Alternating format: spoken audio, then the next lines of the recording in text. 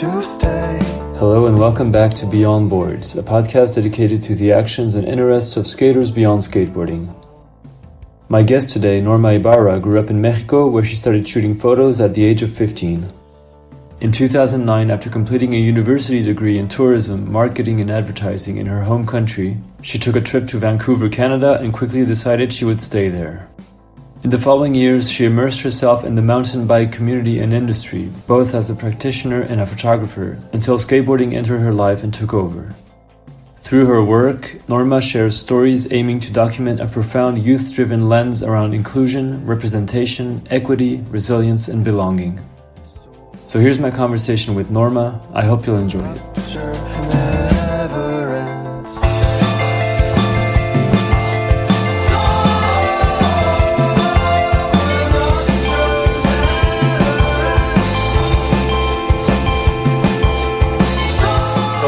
First one I have is from Raisa Abal. I hope I'm saying her name right. Yeah, Raisa. She said to ask you, what would you say to the young Norma who just decided to move to Canada? Oh my God. Yeah, I definitely, that's a good one.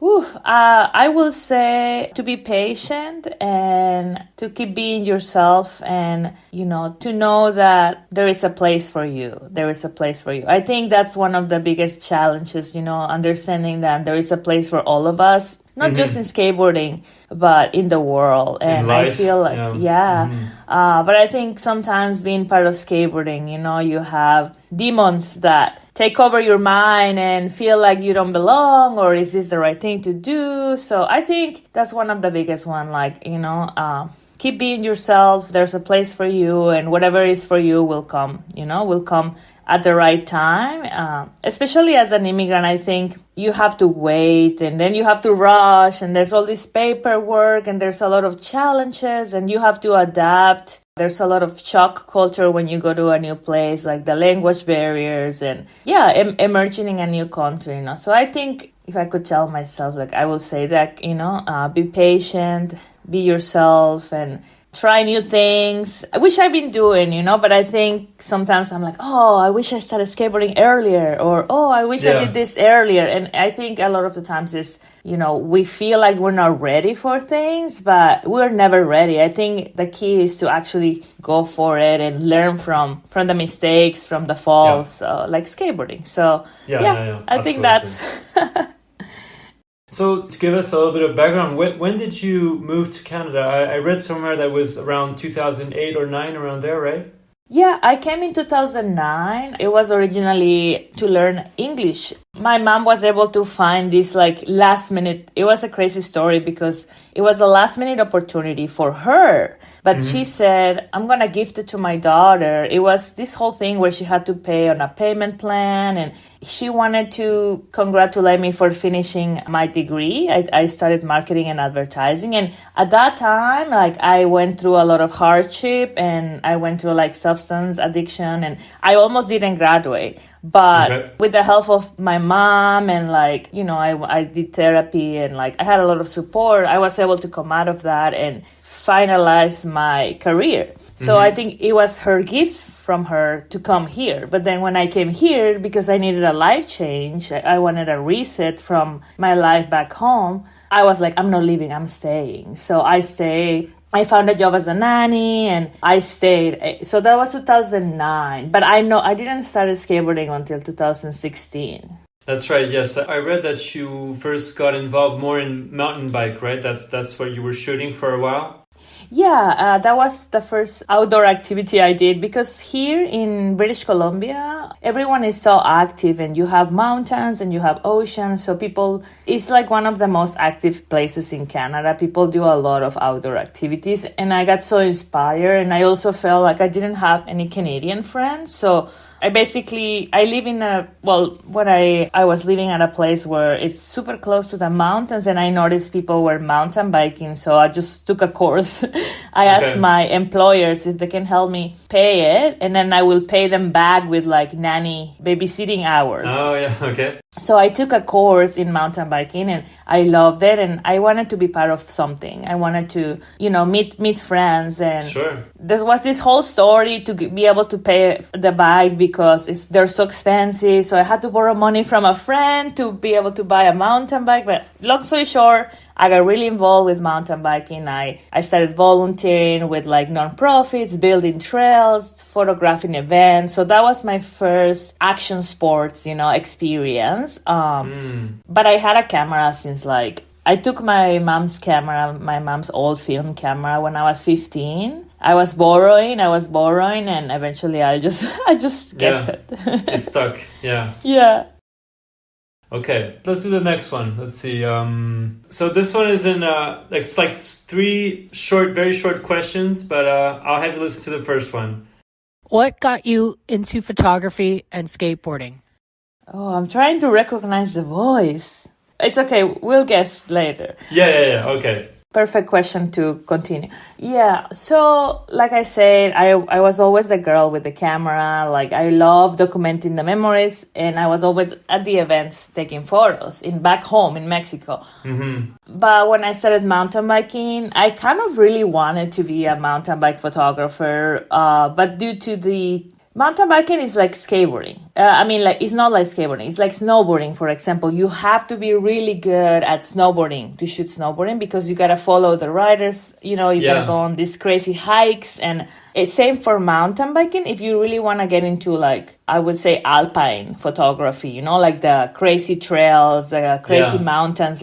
So I was doing events with mountain biking, but I always felt stuck. Mm-hmm. So then when I was 15 years old or 16, I remember seeing skateboarders back home because I used to go to punk shows. I love punk, and I used to go to punk shows, and I was on this online chat, the very first chat. It was called MIRC. I don't know if it was popular all over the world. I know certain countries had it, but it was literally coding. It's just like a screen with you have to code to put your name, and it's this channel, and everyone gets to know each other. And so that was the first thing where I saw there was skateboarding within the punk community. And I saw a couple of kids skateboard, but there was no girls, and my family wouldn't allow for me to, they barely let me go to the punk shows. My family is super disciplined. And anyway, So I saw skateboarding when I was around 16 years old, and I thought it was amazing. But at that time, I was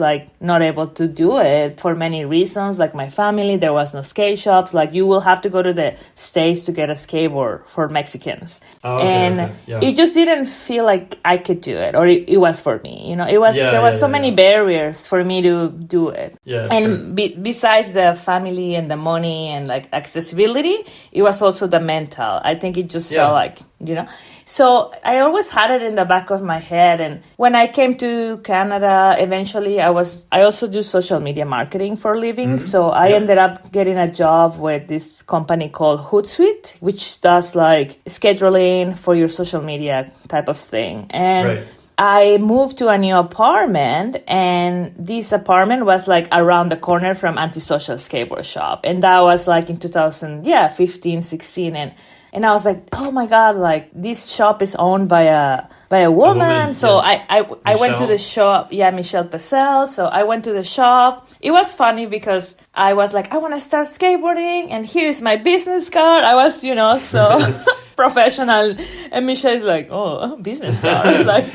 But she directed me to a girls' skate club that used to be, running at that time. It was called Chick Flip. And that's kind of how I started. And the funny part is that, I think that was the fall of 2016 where I started skateboarding. My friend gifted me a skateboard, but I was living in North Vancouver, which is full of hills, and I was terrified. But then when I moved to Vancouver, where Antisocial is more flat, so I was able to just skate to the corner store, and and then when I did the girls meetups, then everything really started. It was so on the first year, I was so excited, and we were having these meetups at a mini ramp called SBC, and I see how everyone drops really easily. And I was like, oh, I can do that. But I was just learning how to push and how to stop and how to kick turn. Yeah. So I decided, my stubborn Taurus, I decided that I needed to learn how to drop in now so I can skate the mini ramp. And I broke my ankle learning how to drop in because I couldn't kick turn yet. You know, I think that's something I tell people that are learning now. If you cannot stop, kick turn, you know, be comfortable on your board, you don't need to drop in yet. Like, get comfortable. Because that was my learning. I was like, I was trying dropping too soon. Which ankle did you break? Was it your front foot, your back foot? Well, I broken both. So the first time I broke my left one, I think. You're goofy footed? I'm goofy. Okay, so I think I probably took my foot off when I dropped in because I was dropping in. It was just a very short mini ramp, and then I had to kick turn right away. So anyway, long story short, I broke my ankle. So I love skateboarding already. I love the community. So I will come to the sessions with my cast and my camera because I couldn't skate. But I really started to have FOMO. I was like, I still want to go to the event. So I started bringing my camera while I was injured. And I started documenting because I also noticed no one was doing it. There was no one taking photos of the girls' stuff. So I was like, how come no one's taking photos of this? This is wonderful. And because I recall when I mountain bike, I seen a few, you know, women's events, and this group, basically, they were kind of randomly meeting. And then I was like, hey, like, I mountain bike, and I know they do, like, girls' events, like, we should do that. And kind of like the girls' nights started. And I started just taking photos of that. And then I met the skate witches, and they were like, you should submit photos to our zine. And so I started also contributing to the skate witches, like Kristen Eveling, Shari White. And that's when I first saw my first skate photo published on the skate witches. And that really got me hooked. I was like, oh my God, this is amazing. And because I saw there was a need to document the scene in Vancouver, I kept going. I was so excited to help in that way. I saw there was a need. I saw there was a gap. So it was just kind of organically happen. And then I broke my second ankle the year later. Oh, shit. Damn. So the first 2 years... Skating as well? Was it skating? A mini ramp too. Oh, my God. So I'm pretty scared of big mini ramps. Yeah. Yeah. It's all good. It's all learning. And everyone is always like, wow, like you kept going. And I'm stubborn. Yeah, well, yeah. But I like to think that maybe thanks to those injuries, I became a photographer. Because maybe if I didn't get injured, I would just be like obsessed with skating and wouldn't discover that I could help with my photography. So it was, you know, now I see like, it's kind of like a funny saying, you know, everything happened for a reason. But in this sense, I like to think that maybe if I didn't get injured, I wouldn't become a skate photographer. Who knows? But who knows? That's how I started, basically. Yeah. Okay, I'll have you listen to the next two little short questions from this person. Let's see. I'm horny. Oh my God.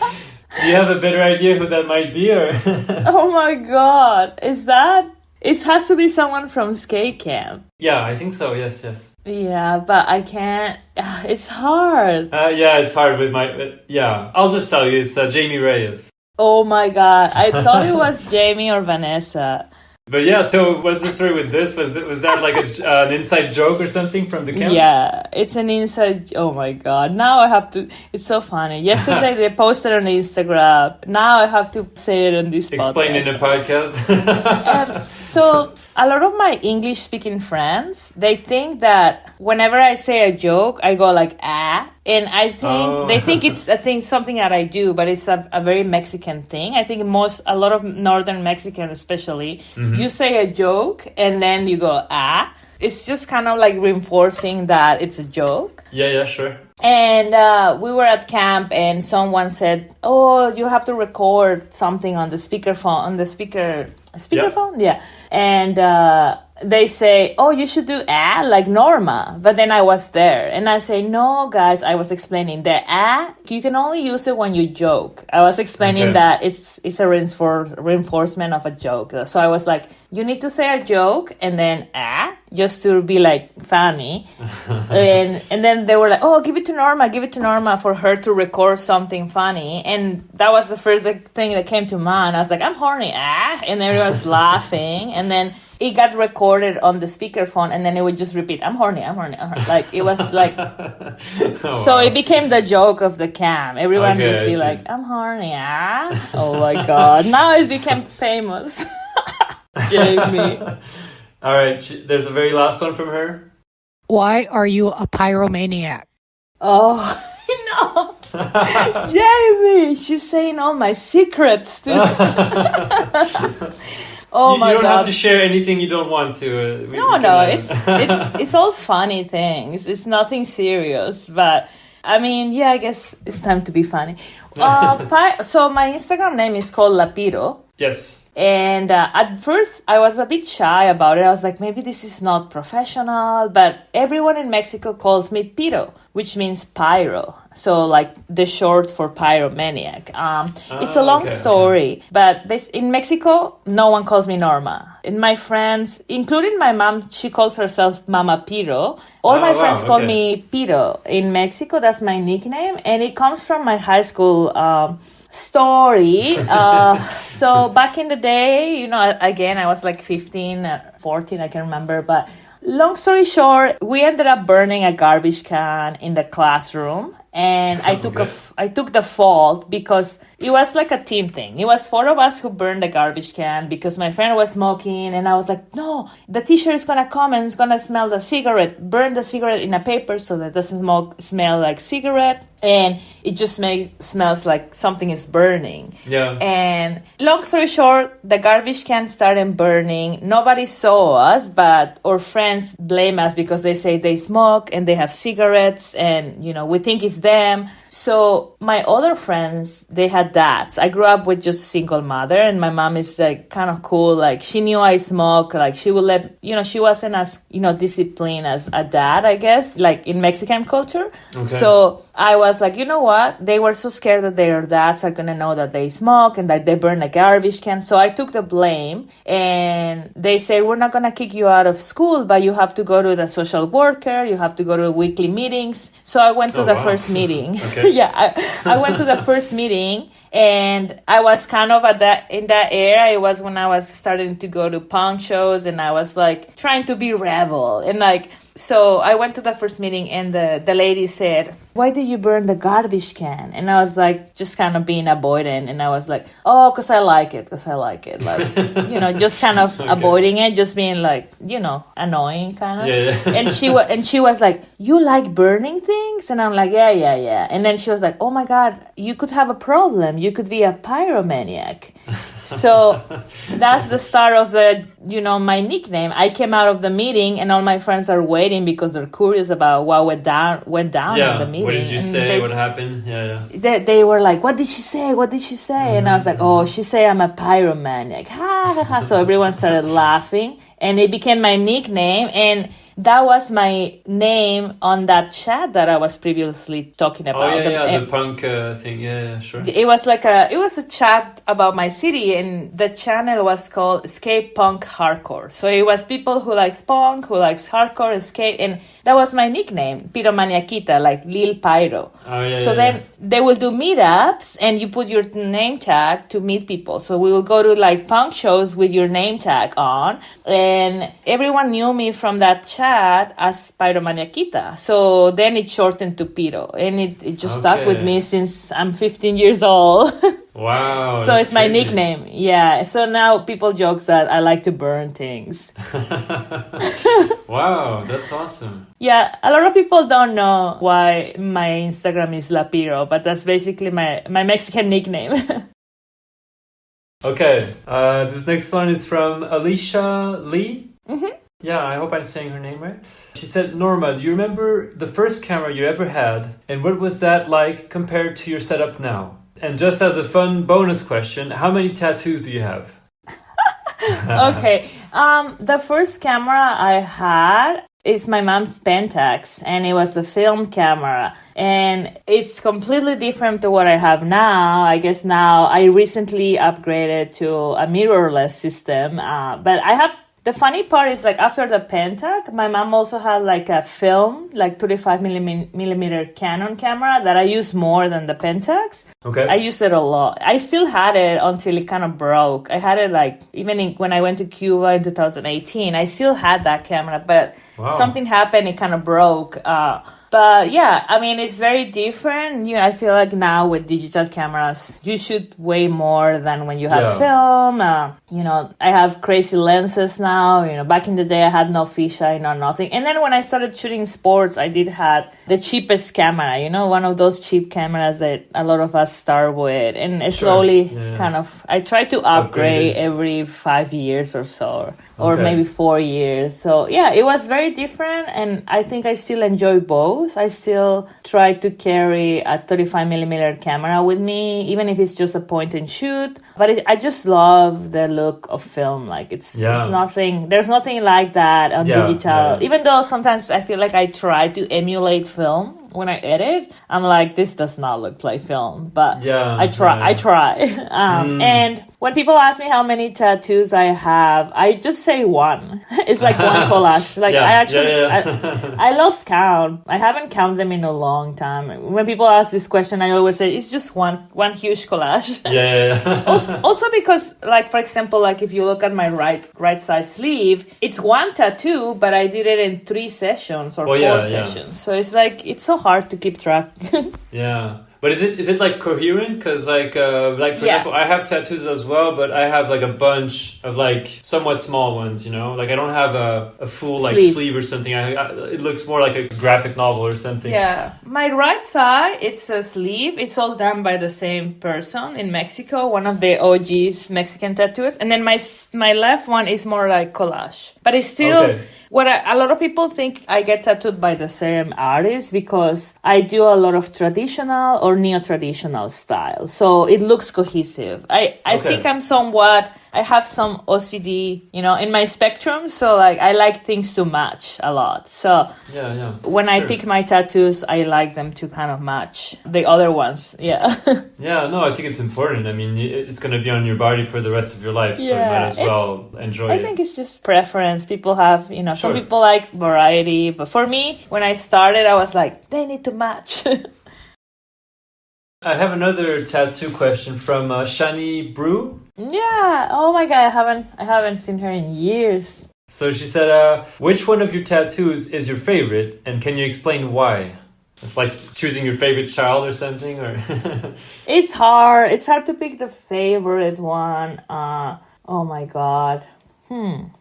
I will say I love the one that I dedicated to my mom, but honestly, I feel like each tattoo has a story. Sometimes people ask what these tattoos mean, and sometimes the only thing that means is that I was impulsive that night because I had a difficult day and I just wanted to get tattooed. Sometimes it's like a traveling tattoo. Sometimes it's like a flash sale tattoo and doesn't mean anything. Sure. When people ask me what do they mean, sometimes I'm like, not all of them mean anything. I'm just like a tattoo collector. But for this question, I will say the one of the few ones that has a strong meaning, which is my mom's tattoo, maybe that one. But I'm pretty happy with a lot of them. Like I love my chest tattoo and I have too many to pick just one. I feel like it's like when people ask, which one did it hurt the most? I always say the last one because it's the one I remember the most. Yeah.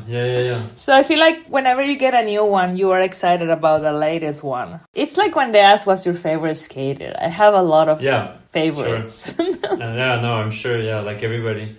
Do you have any tattoos that you not necessarily regret, but that when you look at them, you're like, this was a bad idea or something? I know I have a few that I'm like, this did not turn out like I was hoping or something, or like this. Yeah. Do you know what I mean? Yeah, I feel the first one is always that. your first tattoo, you think about it so much and you want it to be special and you want it to have a meaning. And yes. I think for me, and I'm pretty sure a lot of people, their first tattoo, they always question if it was the right one. But because you put too much thought into it, that it's too much sometimes, or it's like not what you expect. I think my first tattoo is the one that I like the least. I don't regret it though. It's just kind of too many things. I was like 7 stars and 7 flowers and they mean these things, and it just doesn't make sense. Stars mixed with flowers, like it just looks weird. But and I had to fix it, but I don't regret it. It's just, you know, it tells us, it tells that story that I'm just sharing. It's like your first tattoo, you want it to be so good that sometimes you overthink it. Yes, 100%. How old were you when you did that first one? I was 18, because in Mexico, the age is like you become like an adult, you know, like when you're like 18, like... Sure. It's the same here in France, 18 to be legal to drink and stuff, Yeah, I think I was 18, and then I kind of had a gap, and then when I came to Canada, to Vancouver specifically, I had a lot of tattoo artist friends, and I've been tattooed by them, and I'm lucky that they taught me about tattoo culture, and like I feel like I love my tattoos because I learn from them, and like even things like, I guess they're a little bit old school, so they wouldn't let me like tattoo my hand until I have other tattoos, and you know, I learned a lot about tattoo culture thanks to them, and I even work at a tattoo shop for like a few months. And I also have a lot of tattoos because I have tattooer friends that give me deals, and I do trades. Because people are like, oh my God, you must have spent so much money on your tattoos. You have so many. But it's actually that I was part of the tattoo community for many years. I mean, I'm still kind of part of that specific crew here in Vancouver. And so I had access to cheaper tattoos. That's why I also have so many. Okay, let's do this next one. Hi, Norma. It's Alex. I'm so happy that you are on Beyond Boards. I can't wait to listen to this episode. My question for Norma Lapiro is, where does all the hustle come from? You are by far the hardest working woman in skate photography. I feel like you are everywhere. You are improving every day. I just want to know, what is the motivation and inspiration that you're drawing from out in the world? Love you. Oh, I love you, Alex. That's so sweet. Such a good compliment.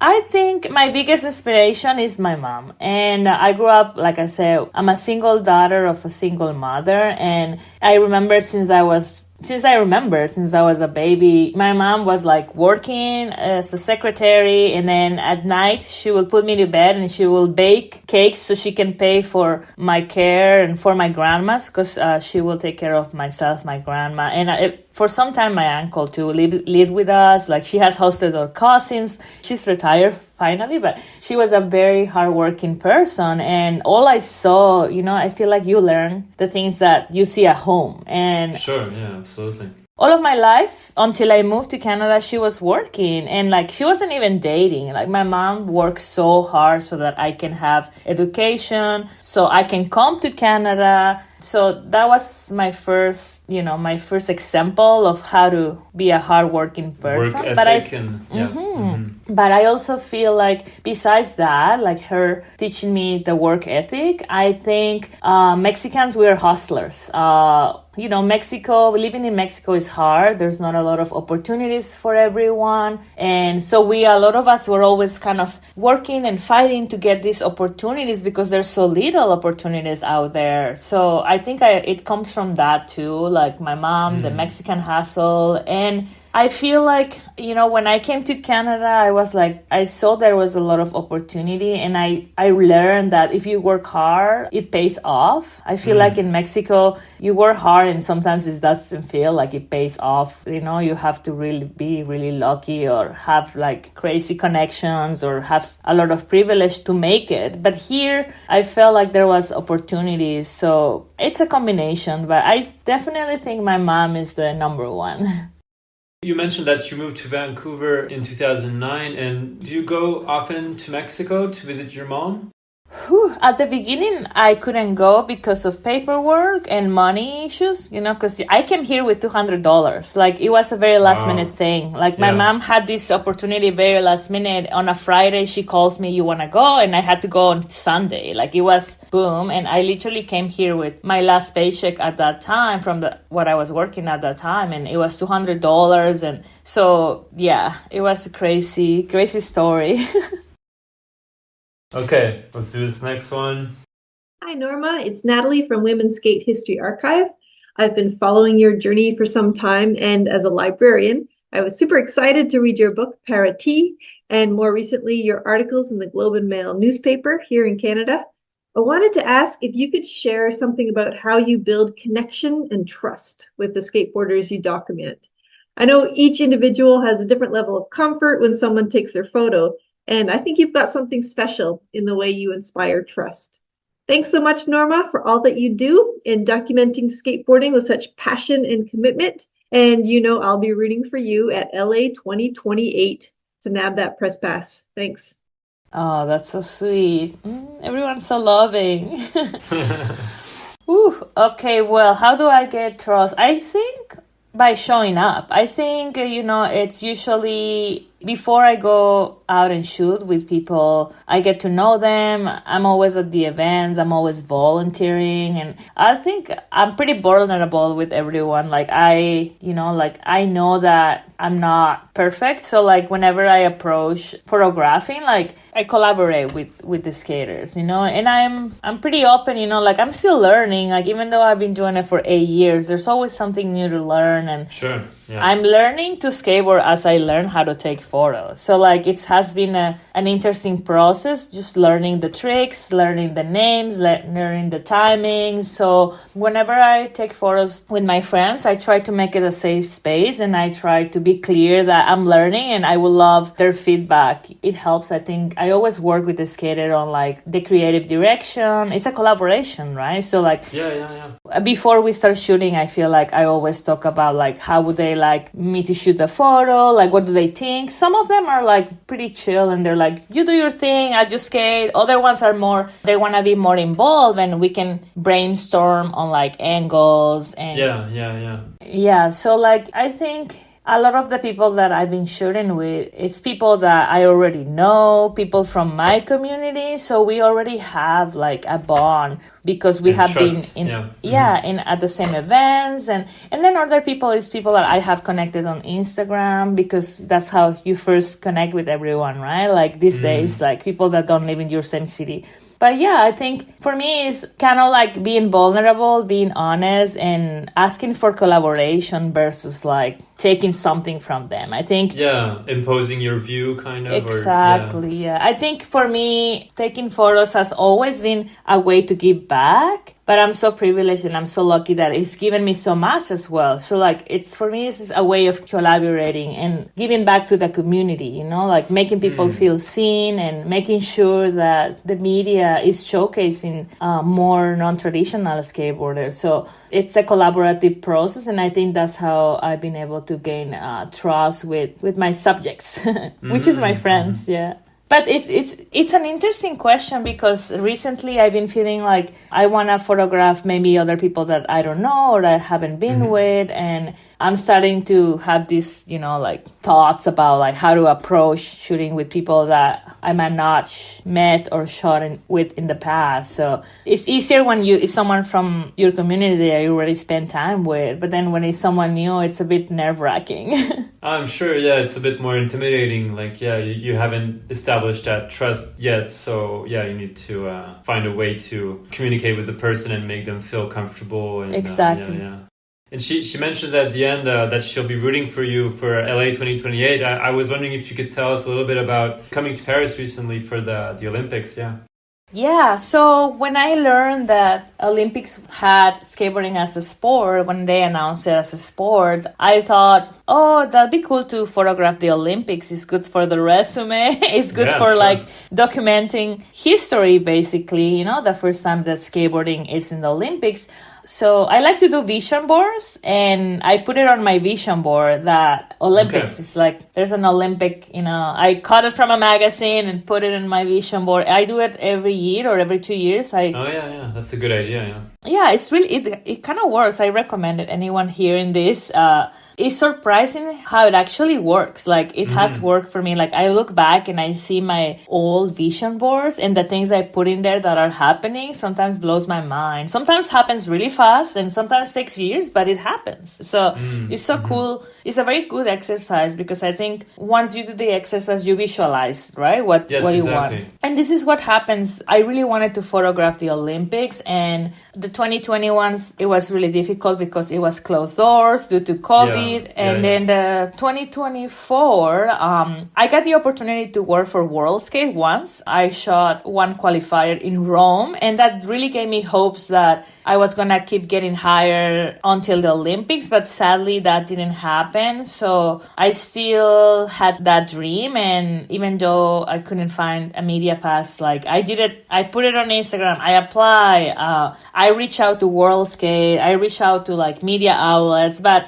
I think the media already has like a formula, and they usually use the same formula. So I think it's easy to use a formula that works, but I don't think that means that it works for everyone. Like, it's like when you talk about like how magazines work and how like they have been using the same formula for many years, but this formula might exclude certain people. And I think that's what's happening with the Olympics. Is like, it's people that are already in the game, and it's easy to be like, oh, this person already has the skills and is an OG, so we're going to take this person to the event. But from our perspective is we need to hear from other voices, especially like if everyone shooting is a man, which that's what I saw at the Olympics, right? So what happens is like everyone says no to me, but I was like, okay, well, I'm still going to go and watch, and I'm going to shoot from the silence. So it's expensive to fly there, but I was lucky that my friend who works for an airline, she hooked me up with standby flying, which means you just show up at the airport and wait until there's a seat to take a flight. And the universe was like, it was crazy, because I get to the airport,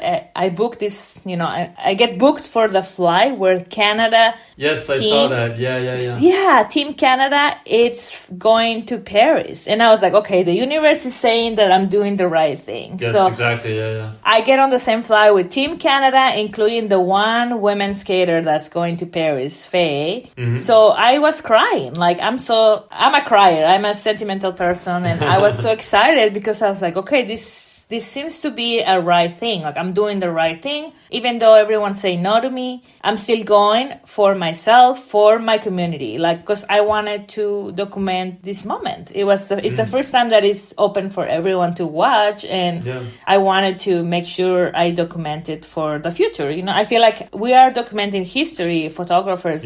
So I wanted to have it on my archive. And I went there, and then there was no tickets. So I was able to buy just 2 tickets from Canada Skateboard, and then Vanessa Torres reached out to World Skate, and shout out to her because she helped me to get tickets and via World Skate. And it was stressful, and it felt like a mix of emotions, because it is sometimes frustrating that not everyone can see how meaningful and how important is for the media to be as diverse. I think this year Olympics were bragging that they had 50-50 gender parity within all the sports. But then when you look at the media, I was there. I saw it's like probably 80% was men. And there's also a lack of people of color representation within the media. And then at that, it's like, I don't think all of the sports are so specific like skateboarding. I think also 70%, if not more, of the people that photographed the skateboarding Olympics didn't know how to shoot skateboard. So then you look at the photos and you're like, oh my God, this photo is super cropped, or this photo looks like they're about to bail, because these photographers, they are Olympics photographers, but they have never shot skateboarding. Photographers. Yeah, sure. And whenever I saw a woman photographing, they're like, I never shot skateboarding. I don't know what I'm doing. And I'm like, oh my God, I wish I had your pass. But it was great to connect with other non-traditional professional photographers out there, and there was a few of us who did the same thing, like Raisa Abal also was there, and Hannah, she also wrote an article about this issue in the media, and yeah, it was amazing. After all, you know, my dream became true thanks to the support of a lot of people, and I was able to capture. So I'm really happy. I'm really happy that I was able to make it happen. I couldn't done it without the help of, you know, so many people. So thank you to all of the ones helping and cheering for me too, because, you know, it's not easy to do that, but I was really happy. There's a lot of energy and motivation, and as you said, there were many obstacles, but you made it happen. So congrats to you and to everybody that helped you out on the way. But congrats to you especially. Thank you.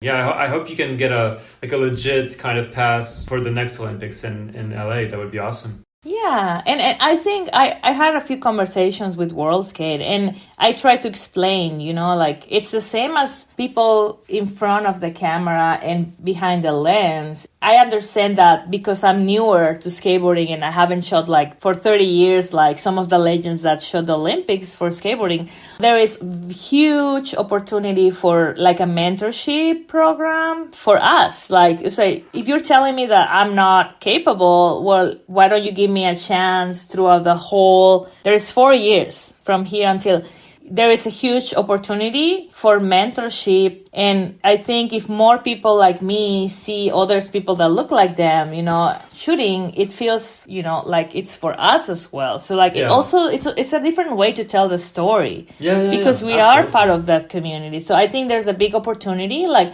for World Skate, for Olympics, to create those opportunities for people like us that are already doing the work. And it will be amazing if things change. Like it'd be really cool if the Olympics were like, okay, media has to be 50-50 as well. So I think it'll be so sick. I think it's doable. All right, I have this next one. I think this one is in 2 parts. Hola, Normacita, Cierra here. I've had the pleasure to spend some time with you on a handful of skate trips over the years, and every time we hang out, you tell me some unexpected story from one of your past lives. One of my favorite stories of yours is how you got the nickname Lapido. If you don't mind, can you share your Lapido story with everyone?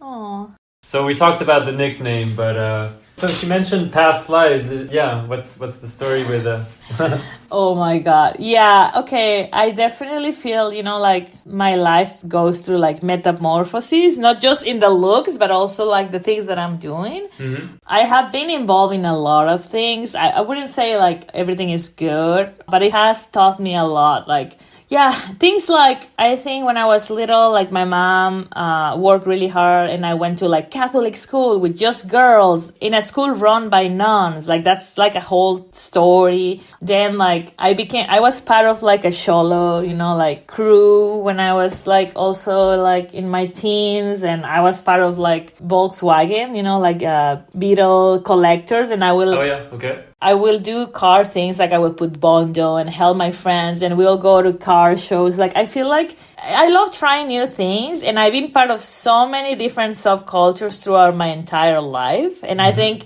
it was part of me like discovering who I wanted to be, but also like I'm passionate about trying new things. I think I love doing different things. Like I was not able to do that until I did it when I was young, within the range of like being in Mexico, and I think that's how it shows. Like I was part of so many different things, you know, some good, some bad. And this is where I try mountain biking, I try rock climbing. I just love trying things. I think I'm an adrenaline junkie. I love adrenaline. Sure. Yeah, so that doesn't mean it's always for the good. But I guess that's kind of how I can share it. Some people say I should write a book about my past lives, so maybe I'll do it. You should definitely. She asked the second question. Let's see. One of my favorite skate trips that I've been on was with you and the crew to Barcelona when we were filming for the Vans credits video. I know this trip happened a lifetime ago, pre-pandemic, but it felt like a special and pivotal time in skating. So I wanted to know, do you have any favorite moments or funny stories or even favorite photos that you shot from that Barcelona trip? Much love, amiga. Hope to hang soon. Oh my God, yeah. The credits video and the credits project is definitely one of my favorites. And something that always sticks with me from Barcelona is when Fabiana Delfino and I went to jail because we got detained. Like, we didn't go to like a cell, but we got detained by the police because she was skating this. She was gonna do like a drop, like a kickflip drop, and the police arrive, and Fabi is kind of filming the video, but then the police is there and they're like telling her like, get off the spot. And she just like does it. And then the police kind of grab her, and it becomes this whole thing where like they take us in the police car, take us to the police station, and we get a ticket. And I was like, I'm going with Fabi. She speaks Spanish, but I was the only other person that speaks Spanish. So I was like, I'm going to go with Fabi to make sure she's okay. And the police were really mean. And then when we get to the station, they become all of a sudden, because they charge us 500 euro, and they're like, oh, we're gonna charge you. So then they have to drive us in the police car to the ATM because we have no 500 euros in our wallets. And so long story short, it was pretty scary at first. And then when we get to the police station, it looks like they Google her, because they were like, oh, you are a pro skater. And she's like, yeah, I do this for a living. And then they became and they were like, oh yeah, we saw you on YouTube. And now they became, after we pay, of course, they became really nice, and then they let us go. But I always remember that from Barcelona, I think, because it was like a lot of adrenaline, you know, like... Yeah, stressful situation, yeah. It's stressful, like... And I remember that photo too, because, you know, also because Fabi was really mad at me because we are in the police car and I'm like trying to take photos with my phone, and then they noticed and they were like, you took a photo, and I'm like, no, and Fabi's like, Norma, she's so mad at me because I'm still trying to take photos from the inside the car. Always working. She was really mad, but it was okay. I just deleted it and nothing happened. Like, I mean, you know, they just wanted the money, and yeah. It was scary, but we were all safe. And I think that's the first moment that comes to mind, like from my Barcelona trip. And yeah, but besides Indonesia, I think that was my first, I guess, my second trip, like internationally, with like on a skate trip, you know, when you go with like to film a video. So I was really excited. I think this was in 2019. Yeah. Okay. So that's the most memorable thing story. To me at least. Yeah, sure. Let's see. This next one is from Rose Archie, that she just saw recently in Edmonton, like you mentioned earlier. Yeah. So she said, Norma, it's Rosie. Hi. I have seen you accomplish so much over the years with breaking down barriers and creating spaces and opportunities by taking photos and creating content, which has been totally amazing to see. My question is, how would you like to see skateboard companies and magazines support girls, women, trans, non-binary, and non-traditional skaters in the future? I think for me, my dream is that we don't have to create our own thing. Like, we can all be together, and for brands and magazines to kind of stop checking up boxes and think of us as like equity and equality, you know? Like, I feel like right now brands are like doing the thing, but because it's just like, okay, I have one woman on my team, or I did one article about women, but it's like, I want to look at a magazine and I want to see equal representation, and I want to see all kinds of people, and I feel like we're still not there. And I also feel like there is also a lot of opportunity to change in terms of like having women on leadership roles, having queer, trans people, more people of color within the marketing, within those leaderships, within the industry. I think that's something we're still lacking, you know?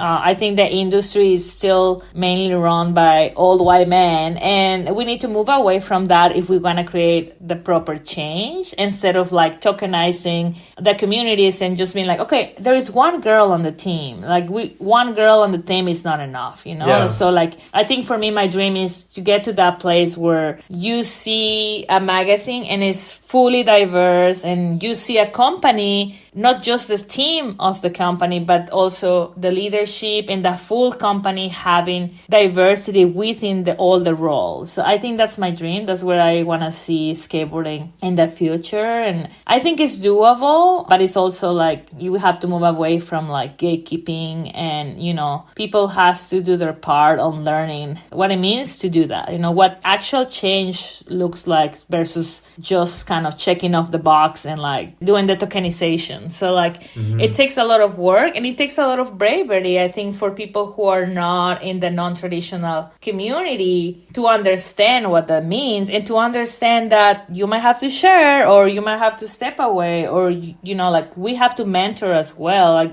even myself, as part of non-traditional community, I need to mentor the next generation so that there's more people like me doing it. So it's not just like, okay, I'm the one, you know, or there's only 3 of us.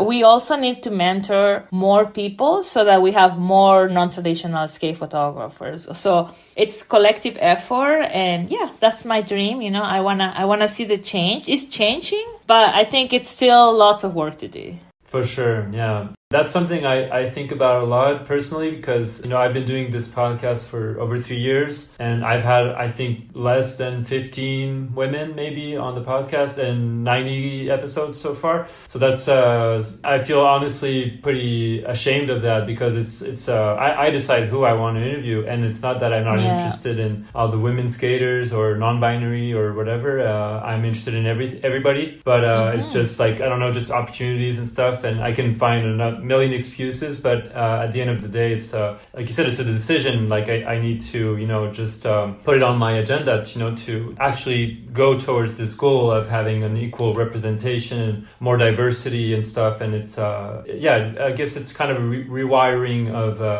how you see the world and how you perceive a project like this podcast, for example, or a magazine or a whole industry like skateboarding. Yeah, and it takes a lot of work, you know. It means works. It means difficult conversations. It means getting out of your comfort zone. And like I said earlier, you know, sometimes people are like, oh, this is working. But I'm like, who is working for? Is it working for you? But what about the vulnerable communities? Is it working for them? Probably not. So that's where the difficult conversations happen. Even training, you know, sometimes I feel like we need to learn and unlearn. It's also systemic. So like, because this is how we, you know, it's a systemic issue that happens worldwide, and it just happens in our industry. So there's a lot of layers, but it's not, if it's in our mind, it means it's possible. So I'm positive that, you know, it starts within ourselves and wanting to create change and wanting to do the work, because it's easy to stay comfortable in our privileges. It has, you know, we have to invest on like. And I think the first step is acknowledging. So you're in a good place, you acknowledge, and I think acknowledging... Now you need to act on it, yes. Yeah, exactly. And learning and unlearning is we all have privileges, and we all have, you know, opportunity to understand our own identity and how we can improve and how we can help others. I think, you know, there's a lot to learn, and I'm always excited for the possibilities and learning and finding people that want to collaborate on those changes. And it's exciting because I think there's a lot we can do. Okay, let's do this next one from Clara Solar. What? Yeah. Oh my God. You did great. You're reaching out to a lot of people. I love Clarita. She said to ask you about the stories of leaving your backpack and shoes behind. Oh my God. Everyone is sharing my secrets. Oh my God. It's so funny because a lot of these questions, like Jaime Reyes questions, it's like funny stories. So like, okay, the shoes behind. So this was, Clarita and I used to go on some trips back then within the credits era. Yep. And we've been on a lot of trips. And at that time, it was really close to where I broke my ankles. So I would always have sore feet. Okay. So I would just take my shoes off and start walking with no shoe because my feet and my knees hurt so much from these injuries. And there was one time, I think we were in Seattle for Wheels of Fortune, or I can't remember where we were, but I remember we stopped at a corner store, and as we're leaving, we're like, the car is leaving, and I guess I took my shoes off and just went in the store with no shoes because my feet are so sore. Mm-hmm. And I was so excited to whatever I bought and just got in the car and didn't put the shoes back in. And as the car is leaving, they're like, Norma, there's some shoes there. Are those yours, Norma? And they're like, Norma, your shoes. And I'm like, oh my God, my shoes. And it's kind of funny because then I run out of the car, get the shoes, and I guess, like I say, I'm on some spectrum and I get distracted and I get excited about things. And I remember one time too, we were in Berlin, mm-hmm. and I was so excited. I got this drink and I left my skateboard at the store again because I was like, woo, I got drinks, yeah. So, like, I think I have some sort of, spectrum, and I get excited about one thing, and then I forget the other thing, and oh my God, but it becomes funny because I just, like, scream, and I'm like, my shoes! I go like this, and everyone's like, what? Because every time something happens, I'm like, and people get scared, and then it's what did you forget this time? Exactly, it's a funny, Clara. All right. Oh, yeah, this is also in 2 parts. Let's see. Hi, Norma. I want to know what you feel is some of the best work you've ever done, or the work you're most proud of, whether it's a singular photo, a set of photos, a project. I'd really love to know, what you're most proud of and what you love. I'm trying to recognize the voice. It's not, and she speaks quite low, so, probably hard to tell. That's Sabrina Sellers. Lovely, I was like, is this Sabrina or Zoe? But, okay, it's like people that I've seen recently at camp. Okay, I think I'm really proud about my Polaris video and zine because it's my first time creating like a full-length video. And besides that, this project started after I started working on Skate for Change project, which is Indigenous skaters photograph series that showcases Indigenous skaters from Turtle Island wearing their regalia, skateboarding, and showcasing, their culture. And it's something that I'm really grateful for, like learning about indigeneity and understanding my own identity as a mixed person who also has like indigenous ancestry, and just understanding and learning from my indigenous mentors here in Canada and being able to bring that information back home. Mm-hmm. And I think that's one of the stages in my life that I'm the most proud of because my work kind of shifted a little bit and understanding how important it is to share those stories. And Polaris was a project that I worked with Emmanuel Barbier and Marianne. Mm-hmm. It was like a project that showcases like non-traditional skateboarders in Canada, but I wanted to break the rules. So we created this video and zine that showcases community groups in Toronto, Vancouver, Calgary, and Montreal. And it showcases all kinds of people of color, people from the queer community, indigenous folks. And I wanted to make a video that breaks all the skateboarding rules. So it was like nothing about NBDs. It was like people having fun on their skateboard and a video that shows diversity so that when someone who is trying to skate for the first time, instead of looking at someone doing a crazy trick on a huge rail or a huge set, they're gonna be like, whoa, this is fun. I could probably try this trick, like a nose style or like a slappy curve trick. They can relate with a lot of better. Exactly. So I think that era and that content that came out in 2022, where I really focus on the BIPOC communities, it's something that's really special to me, and it's something that I'm still working on. It's like a long-term project, and I'm really proud of that. I think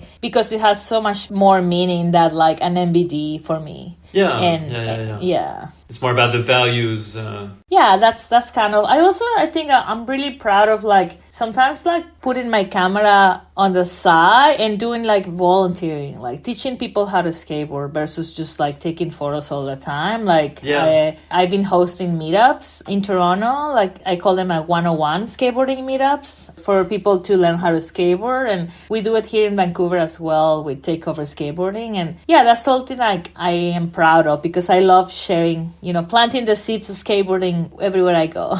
Yeah, for sure. And one more thing I'm proud of is I'm part of You Can Skate.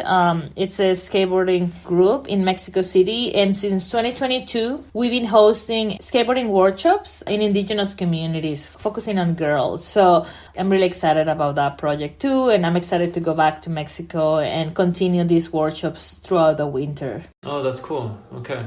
When are you going next? Do you know already when you'll be going? Probably in November. Yeah, so that's why I didn't commit to renting a place here in Canada for the winter, so I can be there for the workshops. Okay. Yeah. Okay. We do it kind of sporadically throughout the year, but we do a lot in the winter. All right. I have another one from Sabrina. Let's see. I would love to know who is currently inspiring you right now in your work, whether it's like photographers, writers, skaters, artists broadly. Who are you taking inspiration from these days? It's funny that you mentioned, because Sabrina is one of my inspirations. Sabrina's from the Bay Area, and we met through Skate Like a Girl. And I'm really inspired by her, and we got to work together at skate camp recently. And I recently been trying to kind of get inspired by reading more. I feel like for a while I wasn't reading a lot, and I've been reading more skateboarding stuff. I've been reading all the skateboarding books that are coming out, which is like a lot in the last couple of years. More and more, yeah. Mm-hmm. Yeah, I'm currently reading José Vadi. Oh yeah, Chipped book. Chipped, yes, yeah. Yeah, and I because read that one, yeah, I only started reading it at camp because I had so many, I had a whole pile of books that I'm trying to read, and that one I was like, okay, I'm gonna read this one at skate camp. And I think at this moment, because when I first started, I just went for it and I was just learning as I go about skateboarding. I think in this moment, I'm trying to really learn more about the history, and I'm really interested in writing. The other question, my move to Toronto not only involved that I was doing an internship with the Raptors, but I also wanted to become do more journalistic work where I can write and take photos. So that's been my goal. So I recently did 2 articles for the Globe and Mail, and I wrote them as well. So I think I'm trying to get inspiration from books, reading. Reading more. Yeah. I'm kind of increasing how much I read, and I've been reading skateboarding stuff. So I think I'm trying to get inspiration from that so that I can also write more. So I think part of writing more is reading more. So this is what I've been for sure. Yeah. This year. Definitely, I've been focusing on the reading and the writing. What other skateboarding books have you been reading, or do you plan to read? Do you have any other ones that you want to get to?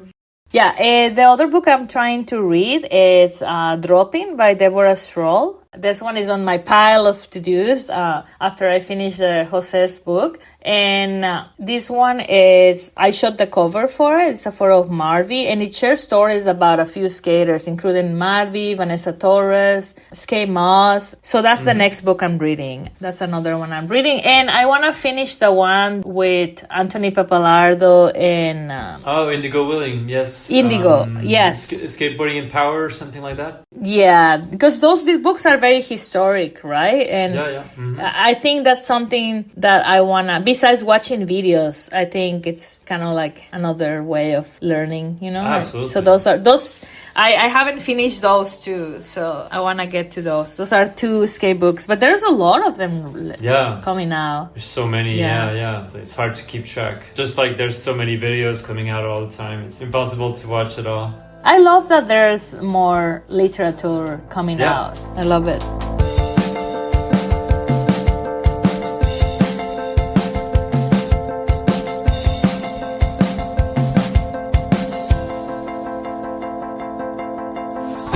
Okay, let's do this next one from Hannah Bailey.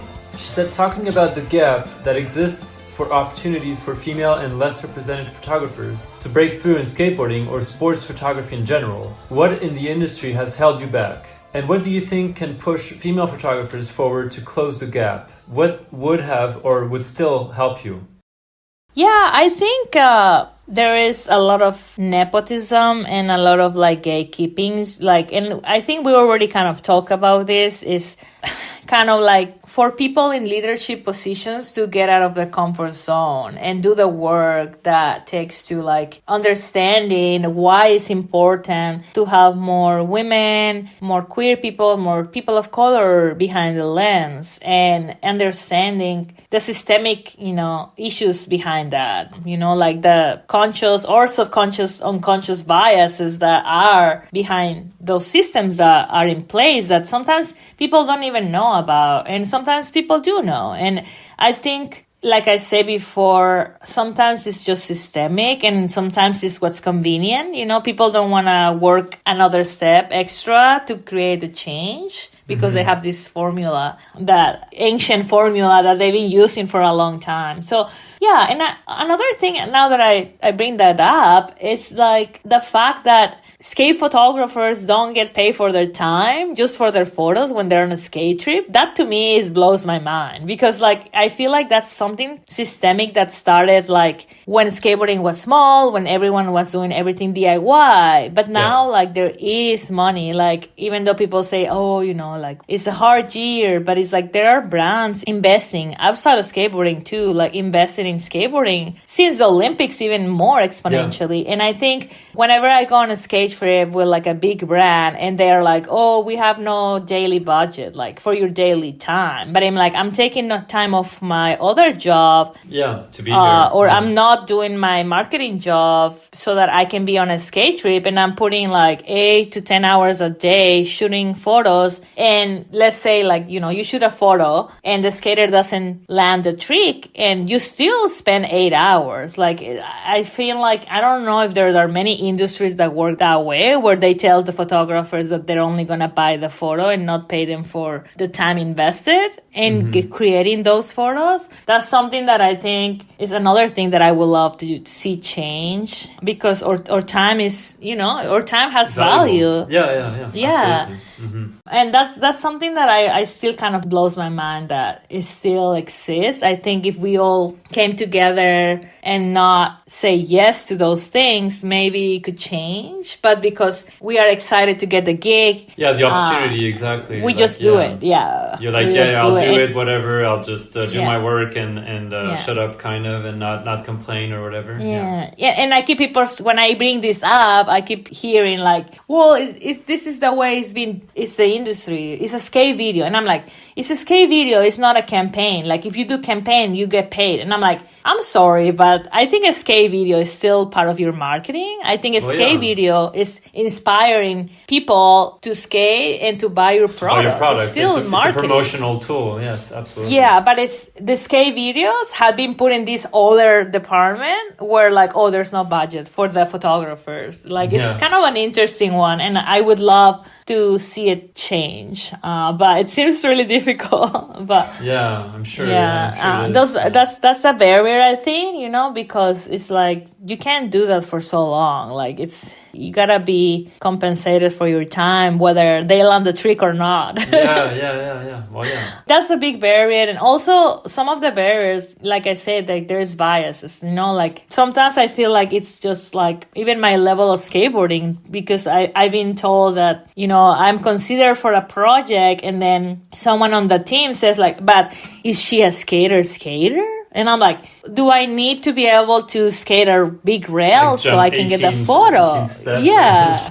So it's if I can deliver the work, why are brands worried about what my level of skateboarding is? That's something that I also found that I just roll my eyes when I hear that. Yeah. That some people were, but I think those are old school mentality, I think the old school mentality from what I hear is if you cannot kickflip, you're a poser, or all these things that at the end of the day end up being another gatekeeping thing. You know? Yeah, exactly. So there is all these barriers, but I'm lucky and I'm fortunate that we have our own thing. You know, we have our beautiful community outside of the main industry where we get to do what we like and we get to support each other. And I have a lot of mentors and people I get to collaborate with that will bring up my name when opportunity arises. So yeah, it's one of those things, you know, like you got like the main industry and then you got our community, which we're creating our own change, our own dreams on the side because of those barriers.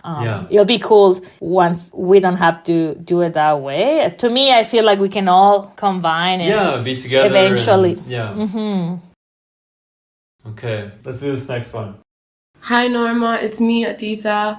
I wanted to ask you, what was your favorite part of being on the Girl Skate India tour when you came to India to visit?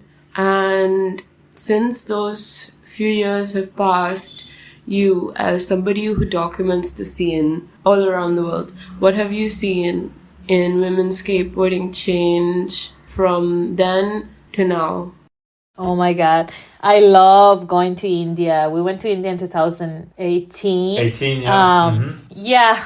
Well, I think the community has exponentially grown since then. Like, there's a lot of us doing a lot of cool things all over the world. And I think, it's like the size of our community is huge, like comparing to like when I started to what is now, as well as the level of skateboarding is progressing really fast. You know, it's so beautiful to see girls empowered and, you know, representing our community like everywhere and not just in Olympics, but like, I see like young girls like skating street, doing crazy tricks, and it's so cool. And as well as that, we have so many community groups all over the world. Like people are creating safe spaces for our communities all over. And I think that's the change I'm seeing. It's that skateboarding is becoming more accessible for people that might not have access before because there is so many wonderful people doing the work all over. And I think that's really beautiful. And I'm excited, you know, it's crazy how much has changed in like the last 5 years. Yeah, hopefully it keeps on that track and, you know, keeps growing exponentially and changing and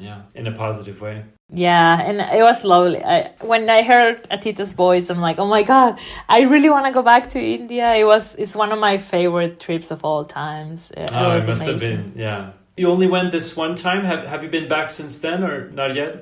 I haven't been back yet, and I want to go back because I have this crazy story. On the stops, we stayed at this village. It's called Janwar Village, and we were paired with homestay families in this village. And I was in a families with Helena Long. And at that time, I had a cast. I had my boot, and I came to India with my boot. I was just taking photos. I couldn't skate, but I remember Atita messaging me on Instagram, or I messaged her that I would love to take photos with her one day. And she was like, we have this tour. And I'm like, I'm literally at the hospital getting ankle surgery. But if I calculate how long it takes to walk from my previous injury, I think I'll be good. So like, it was like, as I'm getting surgery, I'm already planning on a skate trip. Or going to India, in like 2 months. Wow. So I had a really great connection with our host family, and they had a baby. And long story short, the mom of the baby, she said, hey, like, can you help me name my baby? Because I will spend a lot of time with them because I wasn't skating. So I would go skate and then spend a lot of time with them, showing them how I edit the photos. It was lovely. I bonded.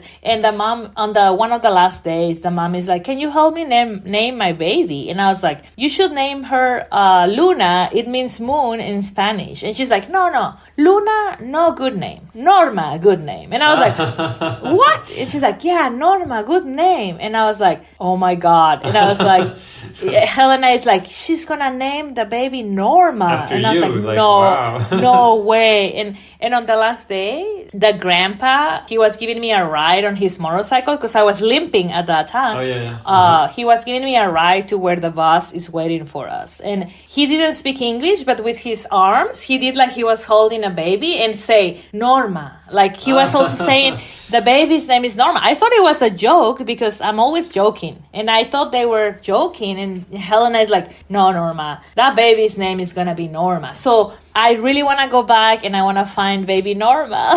Wow, that's amazing. I really want to, yeah. So I've been telling Atita, I need to find Norma. I want to go back to Janwar village to find this family. Yeah, and now she must be like, what, 5 or 6 years old now? Yeah, Yeah. Wow. What a trip. Yeah, that's amazing. I was tripping. I thought it was a joke, but I think it's real. Who knows, right? So I really want to go back and find them. I want to hear the rest of the story. Yeah. Me too, right? Yeah. I hopefully next year I can go. Maybe I should just make another vision board and put India in there. Go meet Norma. Yeah. Okay. Well, this is kind of linked to what we just mentioned, but you'll understand. So Norma, you're an amazing skateboarding photographer, and I have had the privilege to get photos with you, and I feel like it's because you're very like ingrained in the culture and you're not afraid to ask and and just learn from everyone. Have you found similar situations with shooting all the other amazing sports that you shoot these days, like basketball, for example? Cool. Helena, I love Helena. We just I mentioned miss her. Helena. Helena, I miss you. I think I am passionate about activism through photography. So even within the other sports I showed, I'm trying to focus on in some sort of activism, whether it's showcasing BIPOC athletes or showcasing people, leaders who are changing the game. And I think, everyone has a story to tell. And for me, that's so beautiful. And like being able to photograph mountain biking and basketball has been really cool. I think I also love photographing adaptive athletes as well. So for me, I think it's my little contribution in activism, through photography. I think there's a little sense of activism. It's small, but I think it's important, and I try to do that, some activism through my photography, and that's the common within all of us. And I think the other commonality is like we're all human beings, and there's a story to tell everywhere you go. So for me, it's an honor that I get to share stories of change makers and leaders around the world. Like it started in Vancouver, but now it's been quite a few countries that I've been able to go, and I'm excited, and there's still more places I would love to go, and more sports I would like to explore. But I definitely I'm mostly passionate about those trees, and I would love to shoot like WNBA. Yeah. That's something it's on the horizon. I'm trying really on your bucket list. Yeah. Mm-hmm. So it's I think the commonality is that there's always beautiful stories to be told and to be showcased, and I'm lucky I get to share some with my photography. Yeah. The next question is kind of linked to this one from Helena. I think we mentioned it. Yeah, we did mention this person earlier. Let's see. What's going on? Question for you, and this is José Vadi, by the way. We've never formally met in person, but question for you about shooting NBA photography for the Toronto Raptors and maybe their G League team. What are some similarities that you found between skateboarding and basketball culture at large, whether it's like being on a session versus being at a game, and how is it different also from a photographer's perspective, shooting live action sports that has breaks and, a buzzer and things like that? I'm just curious, what are the similarities and differences between skateboarding and professional basketball for you as a photographer? Hope you're doing well. Peace. Oh, I love Jose. And I hope to meet him soon. I think I'm gonna go to one. I just saw online there's gonna be some readings in California, and I think I'm gonna be able to finally meet. Oh, awesome! Talented guy, yeah. Yeah, big fan. Okay, so I think the similarities is that they both have, it's like a subculture, and they both have like this fashion component to it. I think skateboarders are trendsetters in fashion, and so basketball players, you know, it's super popular to see the runs of like the basketball players all dressed up, and I think it's influential to fashion as well as skateboarding. That's a big one that I noticed that it's very similar, and I love fashion as well. Like I love making outfits, so that's something that I think is a commonality. And it's very community driven too. Like I noticed too, working with the G League, skateboarding, basketball has a lot of programming for like youth. And I was able to also photograph like youth activities that basketball does for the youth. And I think we have that in skateboarding too, you know, like engaging with the community, with the youth, like doing that. Like they have like programs for youth. And I thought that was really cool. And it's kind of another commonality that they're community driven. At first, when I went to my first basketball game when I was shooting, I was like, oh, you know, everyone keeps saying it's going to be easy for me because I shoot skateboarding. But honestly, it's completely different because I think skateboarding, maybe it's similar when you're in an event and you just have to shoot from like a certain place. But skateboarding has that street skateboarding, you know, you have a more controlled environment where you're like, you go in this spot and you can set up the lights and you know what's the trick that's going to happen and you can shoot this editorial photo of the skater. Yes. Versus a basketball game is more like a skateboarding contest. Like that's the only way that they're similar.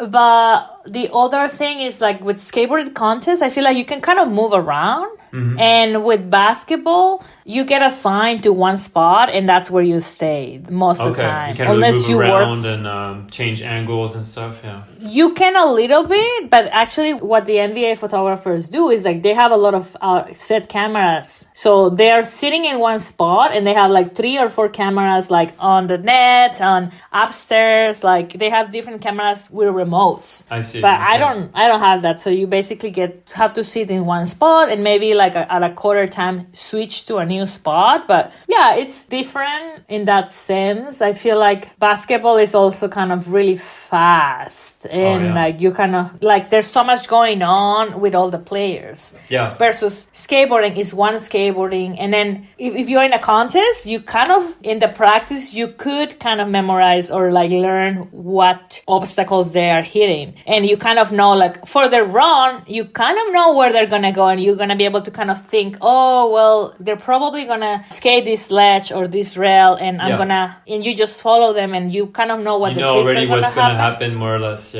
You can predict a little bit more, and basketball you can't. It's like completely improvised kind of.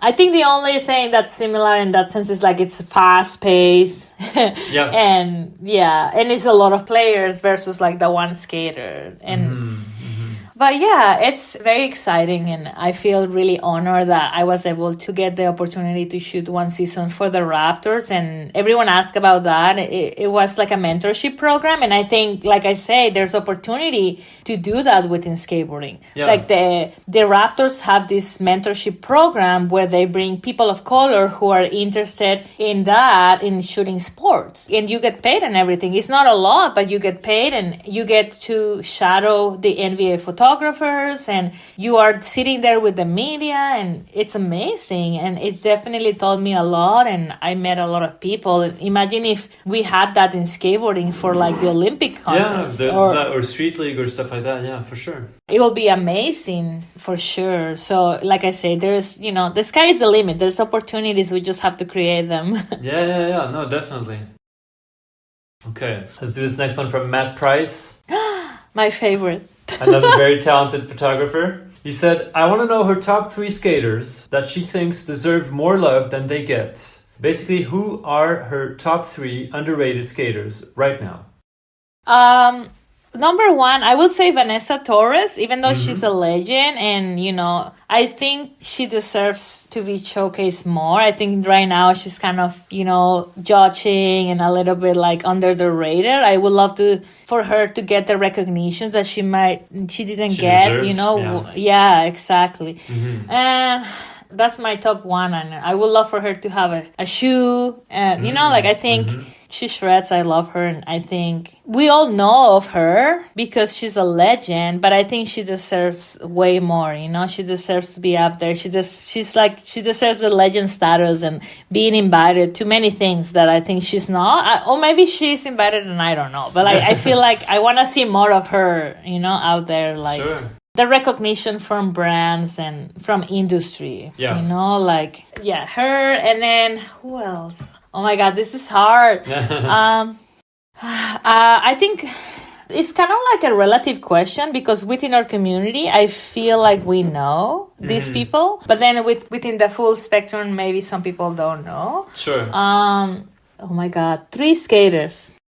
Ana Rendon from Colombia. I think she's sick. And Jasmine from Colombia, she was also at the Olympics, but she got hurt recently at the Olympics. And I guess I'm gonna give a shout out to the Latin community. Sure. Itzel Granados from Mexico. She shreds, and I would love for her to get more international recognition because these skaters are known in Colombia, they're known in Mexico, but not like in Europe or in the States or in Canada. Not as much, at least. Exactly. I think I would love for them to like be like worldwide known and elevated by the global skate community. Yeah. Yeah. All right, let's do this one. Okay. What is the hardest trick to take a photo of? And or also what is the scariest photo you've ever shot? Like either somebody doing a super scary trick or you having to maybe like get in a scary position to shoot the trick. The scariest. I think as someone who does not flip their board, shooting flip tricks sometimes is stressful for me. I think also because every skater, something that I learned with time, I think it's like every skater has different body movement and different pops and different everything. Styles. So like sometimes like the style, the pop and the body movements, you have to shoot the trick at a different time that you thought that you're supposed to shoot it because of those reasons. So it's always kind of like the flip tricks that I'm like, oh my God, because sometimes you feel like you have to shoot the photo on the catch. Yeah. About to catch. But some other times maybe their pop is not as big, so you kind of have to shoot it a little bit earlier when the board is flipping a certain way. So I think flip tricks really stress me. Yeah, the timing must be tough to get, for sure. Yeah, but I don't think I have one specific one. I think it's just the flip tricks that's kind of stress me. Okay. And then more like the fact that for the longest time, I had a very shitty lens and it was so stressful just to be having to like manual focus and like everything's happened so fast and just like you're like, oh my God, I'm about to miss this trick, and I think that's kind of like the more stressful or scary thing when you're like shooting a campaign. For example, I was shooting my first campaign for Vans. I was shooting a Dustin Henry. And it was, I saw that, Yeah, it was one of the first times. It was my first ever shoe campaign. And I decided to go long lens. And my long lens is really bad long lens. And I was, the whole time I'm stressing because it's my first campaign. Yeah. It's Dustin Henry. Yeah. Like at that time, I haven't shot with a lot of men. So like I was very stressed about that because, first campaign, shooting with Dustin. But Dustin is so chill. But it was the first time we shoot together and it's a campaign. Yeah. That was one I remember because it was like the shittiest long lens. But it ended up being on billboards all over and it turned out great. But it was one of the most scary, stressful moments I recall. Yeah. And then what was the other question? Well, the scariest photo you've ever shot, like either in a scary trick, someone trying something very scary, or you having to get into a scary position to shoot the trick or something like that, Scary pose. I don't remember any scary like positions. It was more like that stressful one of Dustin Henry. Yeah. And another one that comes to mind is we were in Indonesia with Vans Europe. We were doing the video Arms Wide Open with like part of European and global Vans team. And we were shooting at this bank in the middle of nowhere next to like a river. And it was so hot that I felt like I was gonna faint. And I was shooting from this bridge, like really, really far from the spot. Again, I was doing long lens, but we were like the filmer and I were like Cyrus. We were filming from like this like bridge, really tiny bridge, but it was so hot that I was feeling I was about to faint. Oh, wow. Right as I was taking the photo. That's something I remember. Like it was not scary. I mean, we were shooting from like a very high bridge, but it was just that like feeling like I'm about to faint. I'm about to faint, and keep shooting like as I'm like my head is dizzy. Slowly, yeah. Yeah, it was one of the hardest shoots I ever been on in Indonesia. Yeah. Yeah. I mean, the community must be crazy there, so that must contribute a lot to And at first we were like, where are the skaters in Indonesia? We didn't see any skaters. And then one day we went to this spot because it was like a government building. So we were like, okay, we're going to go really late at night so we can shoot this. It was like a kind of like a hovel. Like it was like a marble. Like it was a beautiful spot, but you get kicked out all the time. So we went at night. And then when we were there, in the middle of the night, a bunch of skaters show up and they're like, well, we only skate at night here because it's too hot. And we're like, oh, makes sense where we're about to faint. It's like, why no one's skating? Because it's so hot. So people only skate when it's like kind of like sunset. Cooler outside. And makes sense, yes. That's what the skaters there told us. It's like, makes sense why we haven't seen many skaters because it's too hot. And they're everyone all just inside, Yeah. That was Nicole. So I never tried to say her last name, but Nicole Hause. Yeah, Nicole Hause. Wow, yes. You got a lot of legends to interview me. Hopefully, there's a few more. Yeah, I'm honored. Okay, let's do this one from Namchi Van. She said, if you could go on tour to document the life of one artist, athlete, or person, dead or alive, who would it be and why? I thought that was a fun one. Yeah, it's hard to pick just one person, but yeah. It can be a couple people, I guess, yeah. Okay, so I'm going to put it out there. Maybe someone listening can make this happen. But my dream is to do like a motherland trip and bring skaters of Mexican descent to Mexico. And everyone like skaters of Mexican descent. So like I have a few on the list, like including Vanessa Torres, Jaime Reyes, Louis Lopez. Oh, yeah. And a filmer like Cal Camarillo. He's Mexican as well. So like that's my dream. I think that's the trip that I really want to do. That's an interesting idea, yeah. Have you talked with them about it? I talked to Cal Camarillo and Vanessa Torres about it, and they kind of like it. But I think it's more about how can we tie it to like a brand or like a media outlet who want to do it. Yeah. But definitely, I think there's a lot of Mexican-American skaters that I admire that I would love to go on a trip with them to Mexico and connect with Mexican skaters like Itzel, Brian Correa, and not just girls, like a trip with like everyone. That's something I really want to do. So hopefully someone is listening and can help me make this happen. Okay, this one is from Judith Kasiama from Color the Trails. So she said, what insight and advice do you have for women and queer folks already in the skateboarding and sports industry or entering this industry to better advocate for themselves and community? Shout out to Judy, who got me back on mountain biking after I had a big hiatus because of skateboarding. Skateboarding injustice, by the way, if anyone listening should check out Color the Trails, which is an organization that advocates for BIPOC folks on the outdoors. Yes. And I guess to answer the question, it's a lot of vulnerability. I think putting yourself out there, it takes a lot of effort, but once you start doing it, you get more comfortable. And I think for me, it's like showing up. And that means, to me, showing up means go to the events that matter to you, volunteer for the events that matter to you, the organizations that matter to you. I really think volunteering have really helped me to meet the right people, but also to learn learn and be part of the community before, like, you know, if you're someone who wanna be part of something, I don't think it's even fair to just show up and be like, hey, I want all this. You know, I think it has to be reciprocated, you know. So if you wanna, so sharing, you know, sharing knowledge, sharing work with each other, that's what's helped me get to where I am. And I think, like showing up, giving back, and collaboration and being vulnerable will be the main things, you know. And it's hard sometimes to put yourself out there. And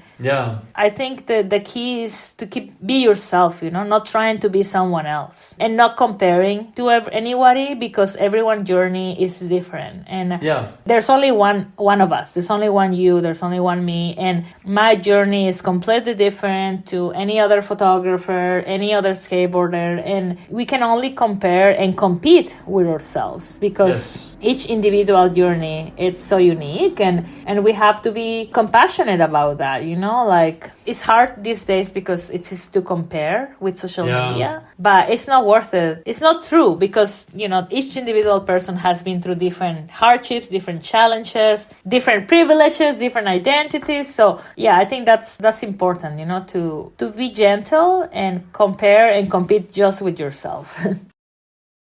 Okay, let's do this next one. Hi, Norma. This is Kim Woozy. Congrats on your interview. I've had the honor of knowing you for, I think, 10 years now and working with you on so many different projects and events. And one of the things that I admire the most about you is that you have this dedication to progress constantly. I've seen your work was already amazing when I met you, but you seem to always have a drive to take it to the next level.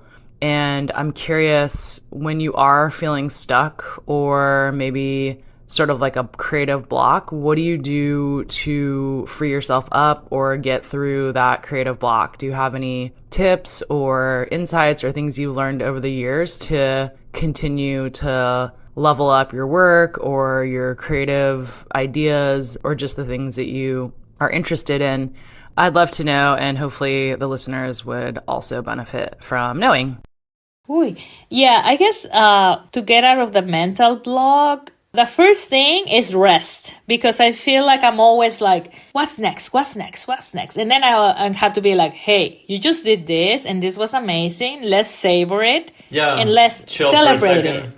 Because a lot of the times in this era of instant, you know, gratification and instant online content every day type of thing, we are so used to like, what's next? So in the last years, I've learned to take a break. It's really important. Otherwise, you get burned out, you get blocked. And so the first one for me is taking a break and savoring your accomplishments. And sometimes it's easy to forget. So making a list of the things that you accomplished in the last month, in the last year, or since you decided that you wanted to be, you know, a photographer, for me in this case. So like remembering the accomplishments, because sometimes the blockages happen when I'm feeling down, you know, like there's, you know, it's not always happy. Sometimes, of course, you know, or mental health needs some care, and that's where the blockages usually happen for me. And that's the first one. Rest, taking care of my mental health. And the next one will be try something new. It doesn't have to be photography related, but just go do something new or something you haven't done in the past or something you haven't done for a while. So it could be something active, like getting outside on my bike, going on a hike, you know, and yeah, like those two things for me are the most important that I have learned is rest, recharge, taking care of my mental health, doing therapy when possible. I know therapy is not accessible for everyone. And celebrating, you know, celebrating the accomplishments and remembering who you were and who you are now. I think that's for sure. And in terms of creative, I think, experimenting sometimes is good. You know, once in a while I experiment new techniques or photograph other things that have nothing to do with sports, have nothing to do with skateboarding. Okay, let's do this next one. Hello, Norma. It's Denise. I hope this message finds you well and willing to answer a surprise question, because I feel like people might be really interested in hearing about your experience. So here it is. What was it like filming on your iPhone while riding a motorized scooter down some winding river valley paths in Edmonton this weekend? I feel like you might have some funny things to share. Okay, I'll talk to you soon. Take good care, my friend. See you. Oh my God. People are funny. Yeah, so as you know, if you follow my Instagram, I love sharing online. I love sharing about my life. I love making reels. So this happened just 2 days ago, and I was in Edmonton, and I really wanted to see the river. I wanted to see the valley. I wanted to see nature on my trip. It was a short trip. It was just a 3-day trip, but we had an event, so we haven't been able to do any outdoor stuff. So we originally were going to rent a bike, but we couldn't find any. So there was some scooters there, but it was so hard to film while you're riding the scooter. And basically I almost died because I was like riding the scooter with one hand and then trying to film with another one. And then I guess instead of pushing the brakes, I pushed the accelerator thing. Okay. Yeah. And I kind of lost control, and I basically just throw the scooter away. But I didn't fall. I didn't actually I actually saved myself, but it was really funny. And it also happened to Rosie too, because she went like off-road. We were on the path, like a cement path. Yeah, but then, I think I saw a few stories of yours or of hers. Yeah. So she was going, we were hitting up a curb, like the road, and she went on the dirt and kind of felt like, weird about it and almost fall. It was first her, and then I'm like, oh my God, and I started filming, and then it was me. But we both agreed that it was our skateboarding instinct of just jumping off the board. We just jump off the scooter, let the scooter fly away, and saved ourselves. But it was just really funny, and it was super fun because we didn't have a lot of time, so it was kind of nice. We covered a lot of ground on the scooter. With the scooters, sure. Yeah, and originally we were like, let's get a scooter and we'll find a bike and then drop the scooter. But we never saw any bikes, only the once. We saw one, so we continued on the scooter. And it was really, really fun. Yeah. Well, it was just funny. Thank God you didn't get hurt or anything. But No, I know. Yeah, it could have been really bad, but thankfully I just dropped the scooter away.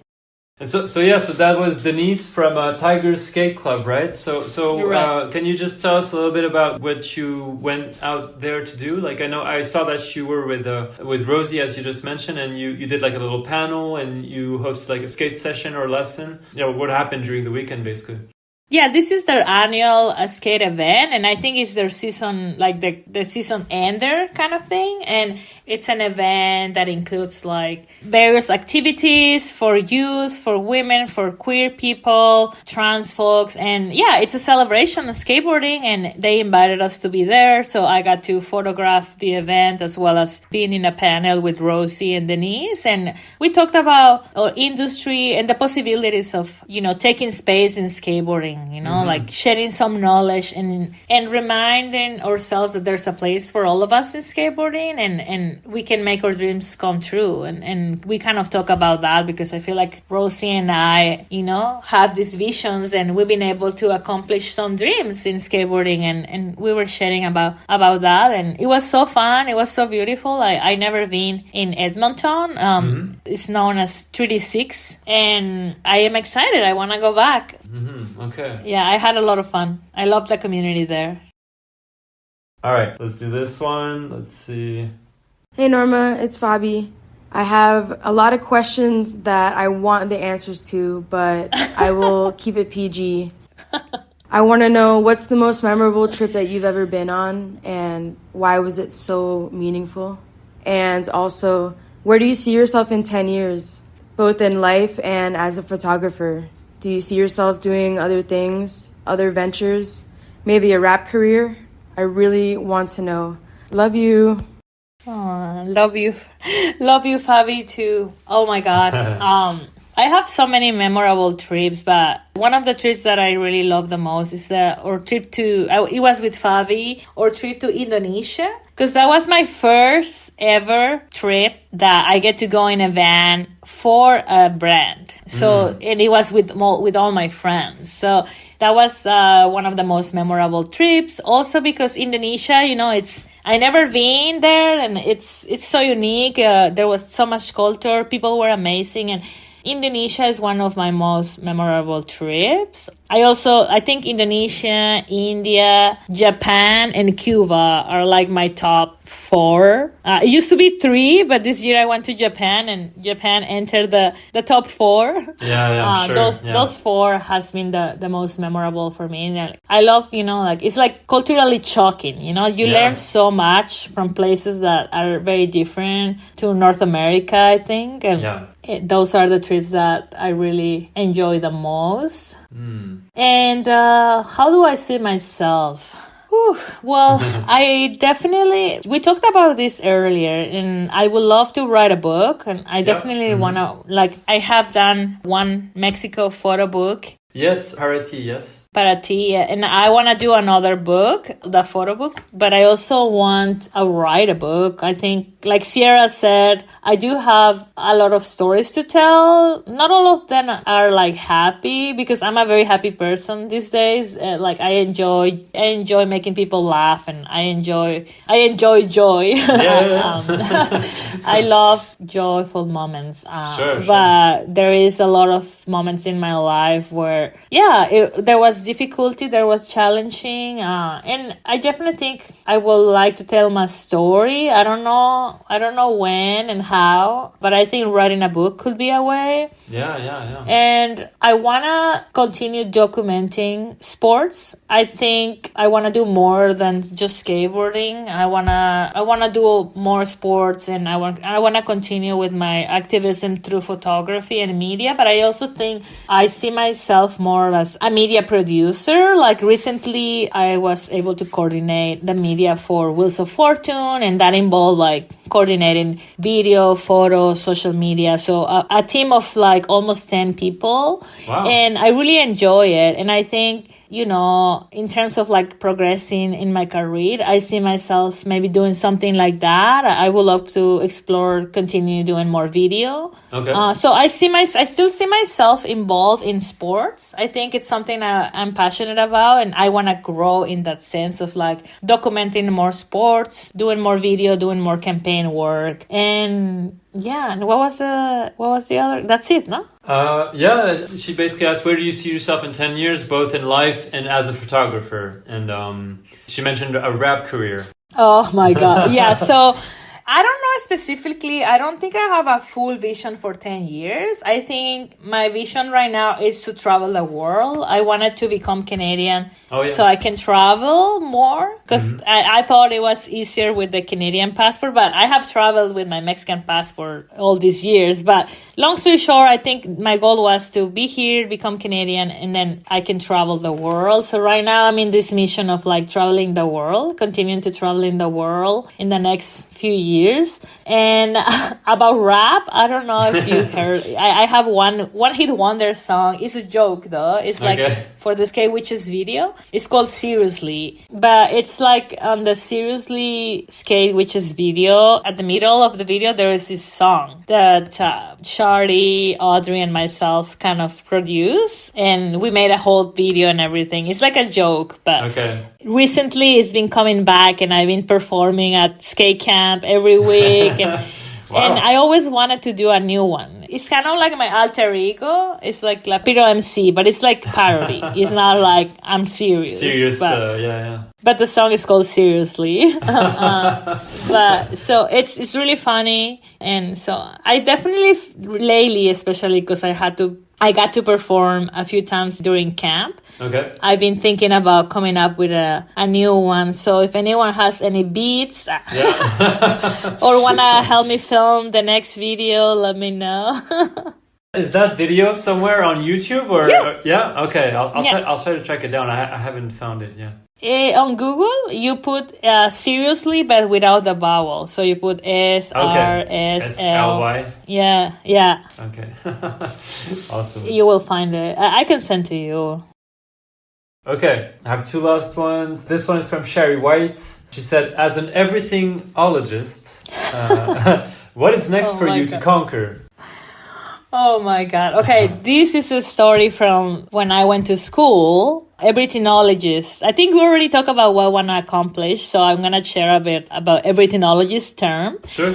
When I was in marketing school, they asked us to sell ourselves and to be creative, create like a package, create like an ad, all these things. So I was like, everyone was doing one thing. They were doing like, I don't know, like a painter, a cake maker. Everyone decided on one thing, but I was like, I want to be so creative. I don't know, like I couldn't decide. So I decided to create the term todóloga. So I was selling myself a todóloga, which in English means everythingologist. Oh, yeah. Yes, okay. So you do a little bit of everything. So in my campaign, I made these posters of me wearing like a camera, a fishing rod, a cooking apron, everything. So I made this poster of a photo of me wearing a bunch of things, like I can do all the trades. And it has become a term. And I think a lot of my friends are everythingologists. I think a lot of us in our community, we wear a lot of hats. And to me, that's the term, everythingologist. That's what Shari calls me, like that. That's the story from like the everythingologist term. Mm-hmm. And yeah, like I think, like I say, like I would love to complete my new book. I would love to make more video, maybe take some courses. I think I would love to go back to school in terms of like media production. Oh yeah. And do more media production, more editorial work, more campaign. Like I love working on campaigns, and I haven't been able to do a lot of campaigns yet. It's usually more like skate trips and editorial, but I enjoy doing campaigns. So I think I would love to do more campaigns. So hopefully in the near future. And yeah, I think we kind of already talk about it. It's like traveling more campaign work, more video, media production. Do you think, that's for me, but do you think you'll stay in Canada now that you have like the citizenship? Do you think you would want to maybe settle down elsewhere, maybe go back to Mexico for a little bit, or have a more nomadic lifestyle like you mentioned earlier as well? Yeah, so right now I'm going to be here for the month of September. I'm staying here for Skate Rosie's contest, Stop, Drop, and Roll. Mm-hmm. And then I'm hoping to be in Mexico for the winter. But with that said, I want to go back to California. I was just there for like 3 weeks for the skate camp, and I really want to go back to California. And so, there's a few trips coming up from now until January or February. And then after that, I will decide. But okay. Yeah, for now, basically, I won't commit to any place. You don't want to take a lease on an apartment and that kind of stuff. Yeah, my mom was really sick last year. Oh, yes, thank you. I remember. Thank you, everyone, by the way. Everyone who is listening, who probably helped the GoFundMe. Like, I'm still really grateful and really touched. So I want to take advantage to thank everyone again. For sure. So because of that, I want to be with my mom more. So I'm going to be there for at least November, February. Okay. But there's always trips in between. Yeah. So I might come back to Canada for snowboarding, and I want to go back to California. So I'm keeping it flexible now. So, yeah. Okay. Let's do the very last one. What fears did you conquer during your 3 weeks at Skate Like a Girl's overnight camp? And what are your plans for the future? I love you. I know who this is. This is Vanessa Torres. Yes. Oh my, everyone is telling my secrets in this question. I'm going to have to interview them after. Yes. My revenge. Yeah, exactly. Okay, so there was 2 things I conquered at camp.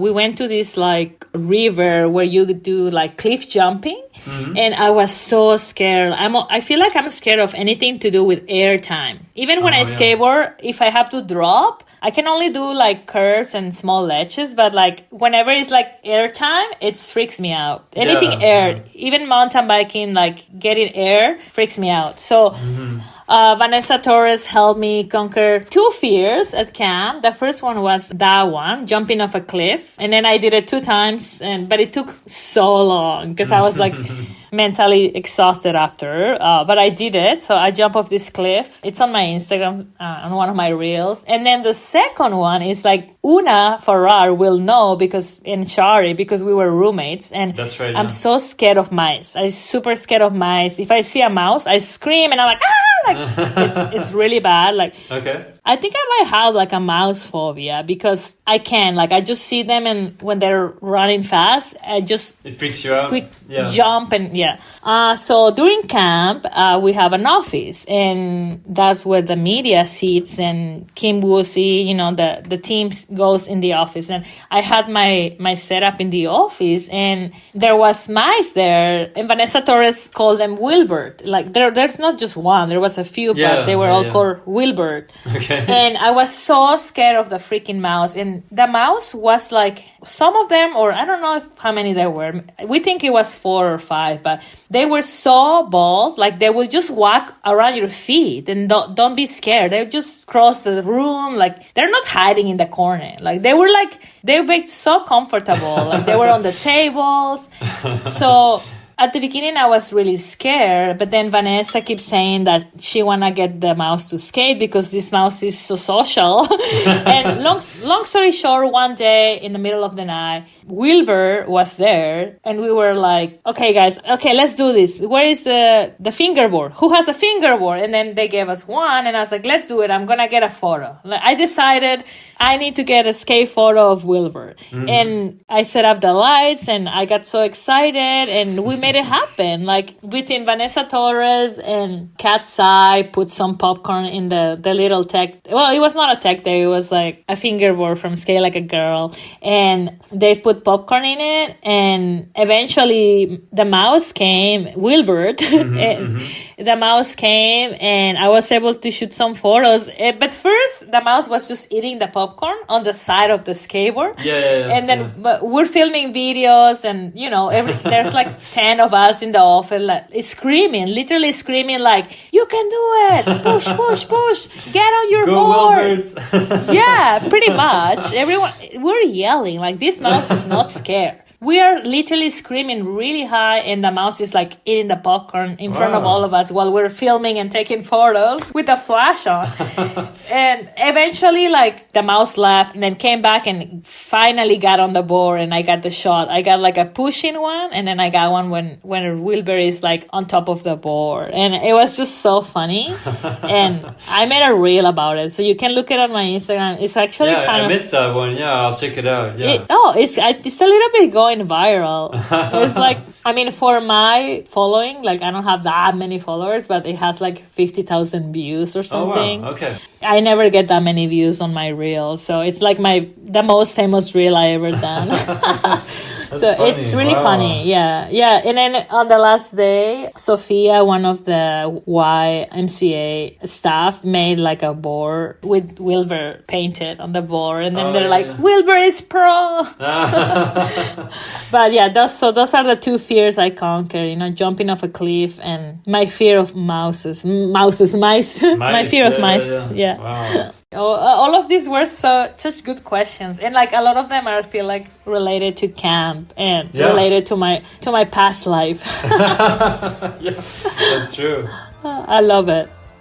Yeah, let's wrap it up here. Thank you so much, Norma. This was fun. Thank you for your time. Yeah, it was fun to revisit some old adventures. Thank you for reaching out to all the friends. I love the questions so much. Yeah, thank you, everyone. That's it for my conversation with Norma.